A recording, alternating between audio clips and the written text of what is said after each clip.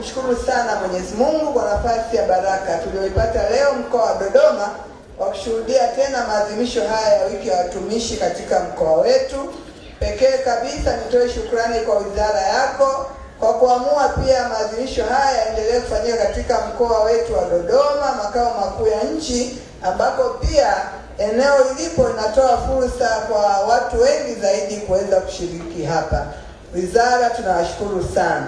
Lakini nikupongeze sana Mheshimiwa Waziri kwa kazi kubwa unazoendelea kuzifanya katika Wizara ya Utumishi. Tukiona utulivu wa watumishi, tunajua ipo kazi kubwa inafanya na wizara yako pamoja na wasaidizi wako. Tunakupongeza sana Mheshimiwa Waziri. Mheshimiwa, nilipokuwa natembelea mabanda niliona pale Lindi, nikaona Mbeya, nikaona mikoa mingi. Naomba nitumie nafasi hii kuwakaribisha sana mikoa yote waliotoka nje ya mkoa wa Dodoma. Karibuni sana Dodoma. Wengine wamekuja na ndizi, wengine na senene, wengine vipi, lakini hapa kuna zabibu. Msiache kula zabibu na mazao ya zabibu.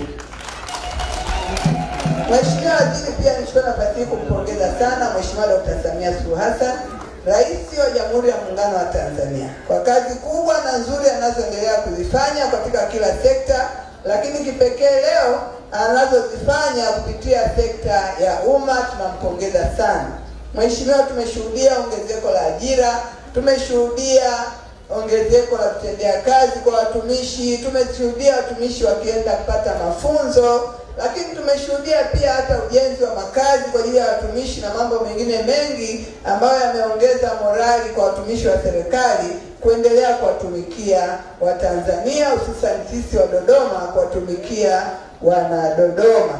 Na ni kwa hiyo tutaendelea kuhakikisha kuwa watumishi wanawajibika kikamilifu ili kuleta matunda yaliyokusudiwa na hasa kuleta tabasamu kwa wananchi wa mkoa wa Dodoma.